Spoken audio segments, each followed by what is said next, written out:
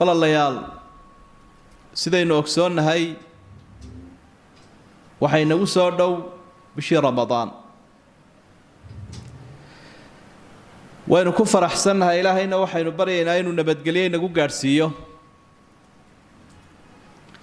marka waxyaabo aynu baraarujinaynaa jira bishan ka hor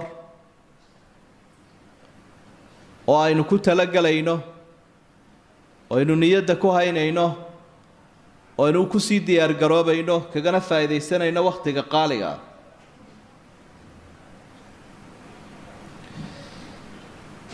waxa kamida waxyaabaha aynu ku diyaar garoobayno inaynu ilaahay ugu mahadnaqno subxaanahu wa ta'ala hadduu ina gaarsiiyo bisha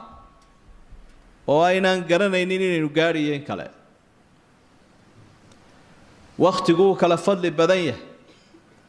dalkuna waa kala fadli badan yahay dadkuna uu kala fadli badan yahay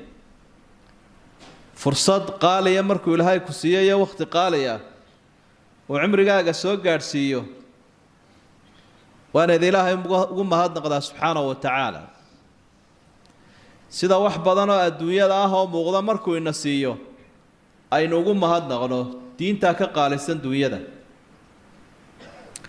niyada waxaynu ku haynaynaa xadiidkii rasuulka sallallahu alayhi wa sallam اغتنم خمسا قبل خمس حديث صحيح عن النبي waxa uu ku leeyahay qofka muslimka isagoo la hadlaya shan arrimood oo aad haysato ha garan waayna ka faa'iideyso shan arrimood intaanay kula kulmin حياتك قبل موتك وصحتك قبل سقمك وفراغك قبل شغلك وشبابك قبل هرمك وغناك قبل فقرك وحكمتي قالك هاي النبي عليه الصلاة والسلام حكمتها سنبضان باندتك وجهدين كان فايدة سنين كان مرقوضا وقت آني تلقاري بديوان نرش انت ادنوش هاي كفايديس إلا هو فرصده فرصده ما هيستقف كي قيريوده مركو سيدي من يابان وقرنيا قال رب ارجعون إلهي وعلي بولي إلهي وعلي لعلي أعمل صالحا فيما تركت بالعمل كي أن كقابي إنا وحون صوصة مايو مركا نرشا أينان دريمين أيامه هذا الصعنيان إنا نكفى إذا يسنه وإن حسابتنه وحكالو النبي وحسي عليه الصلاة والسلام قفكوا انتو عافماتك قواه إنه عافماتك كفى إذا استعذرك ومصيبة وبلايا وحوى البودر أن ترعوه عندنا هذا إيه هرد هذا إيه راحة هذا إيه عبادة هذا أنت بدر أنكو كقاضية دي قضية تاه يدعي فتني موقفك قليه سعادة دي نرش الراحة دي بكلم ميس وبلايا مركا أنت العافمات قبت عافماتك كفى إذا استبوا النبي الله عليه الصلاة والسلام وفراغك قبل شغلك انت أنا مشغولنا كعن مدنان هذا يشانس كا كفايديس أنس أحمد يو أنوكو هيستني وح مشغول إلى مشكلة ذو كم ذي مشغولك مر والبا فرصتك كو صباح ذا الضيعين شاكها كو قاضني وروراك كو قاضني لكن كو بوحي وح خير لي اللي يرادنا والله هذا النبي قال وحلا وشبابك قبل هرمك انت دايرت وعمرك انت سو قالسنا وقيمها بدن واد انتو قفكو دايرين مرحله كوريتانكا وكجرو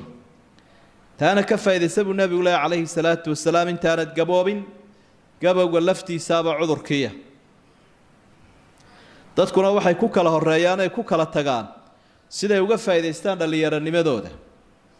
waa qofka soo baxa magac ku yeesha ilaahay agtiisa ummadda agtiisa adduunka aakhiro intaba hadduu dhalinyaranimadiisa ka faa'iideysto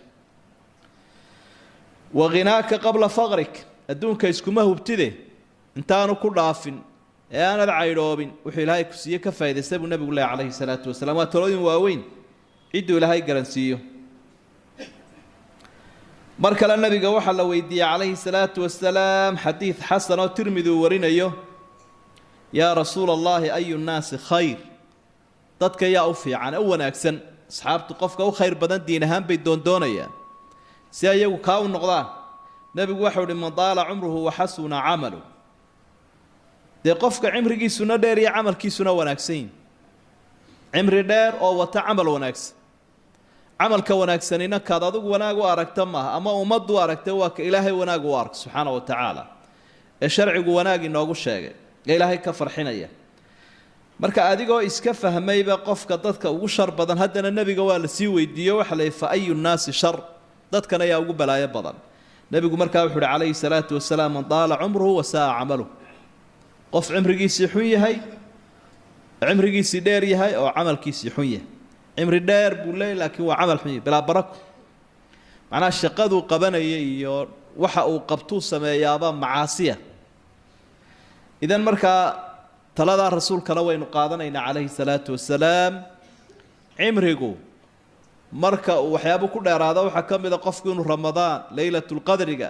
ayaamaha qaaliga inuu ka faa'iidaystaabaa cimrigiisa ku dheeraadaa waqafaadkeenna waxaa ka mid aya waxyaabaha aynu isku baraarujinayno inay niyaddeennu wanaagsanaato yajib ikhlaas anniya niyo wanaagsan oo saafiya inaynu ilaahay la hor nimaadno subxaana wa tacaala taqwada gundhigeedu waa niyadaa wanaagsan dadkuna niyaday ku kala tagaan ilaahay baa wuxu uhi innamaa yataqabbalu allahu min almuttaqiin waxa laga maarmaana inaynaan ka mid noqonin ama ku biirin liiska kuwuu nebigu yidhi jannaday diidaan jannadii ilaahay oo dadku ku wada casuumayn oo loo fidiyey ayay dadka qaarkood ka gacan taagtaana yidhaahdaan jannadaa ma doonayno haddii lala yaabo nebiga la weydiiyeyna wuxuu rasuul ku jawaabay calayhi salaatu wasalaam man adaacanii dakhala aljannata waman casaanii faqad abaa qofka rasuulka ilaahay ka tala qaata ka dambeeya ilaahay aqbala jannadii wuu aqbalay kii kale jannadii waa ku gacan saydho wuu diiday kollay tamar baynu bixinaynaa hadalkeenna iyo ficilkeenna iyo fikirkeenna waxa wanaagsan inaynu ku tababarnaynu ku soo jahayno wey wanucawidu anfusanaa calaa dikri illaahi fii kulli xiinin wa calaa kulli xaalin bal jawigeenna inaynu wax ka bedelo ilaahay wuxuu aada ugu farxaa xuskiisa wuxuu og yahay addoonkaasi inuu ilaahay xusuusan yahay kol hadduu xusayo bal markaa wakhti kasta iyo meel kastaba xuska ilaahay aynu ku dayna nafteenna inaynu way diidan tahay oo shaydaan baa u diidane inaynu ku tababarro yaa ayuha aladiina aamanuu dkuru llaha dikran kaiira wasabbixuuhu bukratan waasiila ilaahay xusa xus fara badan oo xaalad walba sheegaya gelin hore iyo gelin dambe macnaha wakhti walba iyo xaalad walba kaana yadkuru llaha calaa kulli axyaani caaisha waxay leedahay rasuulka ilaahay sala allahu calayhi wasalam ilaahay buu xusaya wakhti walba xataa haddaanu daahir ahayn nebigu calayhi salaatu wasalaam amaan horta qur-aanka markaad dib u eegto daacaadka ama qeybaha cibaadada layna farayo ereyga kaiiran dikrigu raaciya qur-aanku ereygaa dikran markuu soo arooro kaiiran baa sida badan la socota waaddaakiriina allaha kaiira waaddaakiraat acadda allahu lahum makfiratan waajran cadiima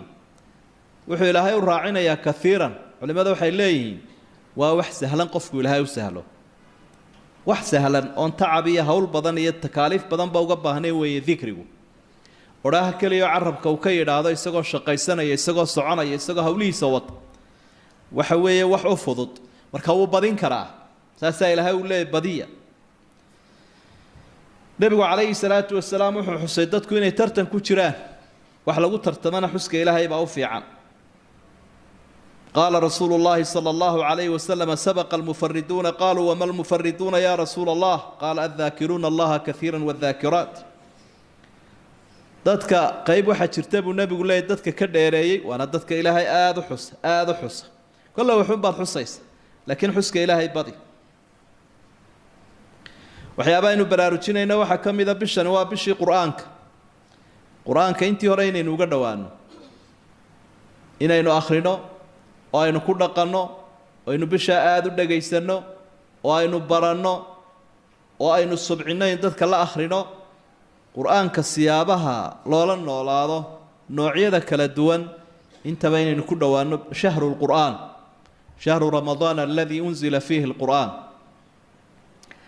qaarkood baa salafuna saalix la tilmaama 24 saacadood inay mar dhammayn jireen quraanka wax lala yaabana ma aha qofka ilaahay qalbiga u nuuray carabkiisa iyo qalbigiisa iyo jirkiisuba uu fudud yahay waxiga marka saacado kamid ah 24 saacadood ayuu ku dhameynaya 30 juz adigu bishaad ku qaadanayso nabiguna calayhi salaatu wasalaam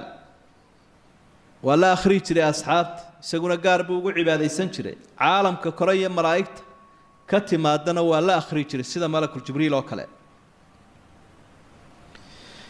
اقرأوا القرآن فإنه يأتي يوم القيامة شفيعا لأصحابه isaga inoogu bushaareeyay nabigu calayhi salaatu wasalaam quraanka ergeynaya ya imanaya waa kalaamkii ilaahay hadduu ilaahay inooga ergeeyo ergada rajadeedu weynti inuu ilaahay inoo aqbalo subxaanahu wa tacaala qofkuna maalinta qiyaamaha wuxuu ugu baahi badan yahay wax isaga ilaahay kala dhex galo ilaahay uga ergeeya famaa lanaa min shaaficiina walaa sadiiqin xamiim waa waxa kaliya ay xusuusanayaan gaaladu maalinta inaanay haysanin wax u ergeeya marka siyaamka iyo quraankiiba way ergeynayaan maalinta qiyaamaha fursadan ramadaan dacwadda inuga faa'iideynayna dacwadda oo diinta ilaahay dadka la gaarsiiyo loo sheego loo gudbiyo intaad adigu waxiga ku dhaqantay kadib fursad bay tahay way dadkii muslimiinta qalbigoodii baa soo jeeda haday miyi tahay haday magaalo tahay haday iclaam tahay haday gurigaaga tahay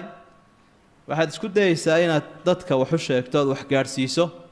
hadaanad waxba sheegi karayninna waxaad u sahlaysaa dadka wax sheegay qalabkay wax ku sheegeen cajaladaha kutubta wasaa'ilka dacwadda qalabka lagu baahiyo waad lacag ku bixinaysaa dadka gaarsiinaysaa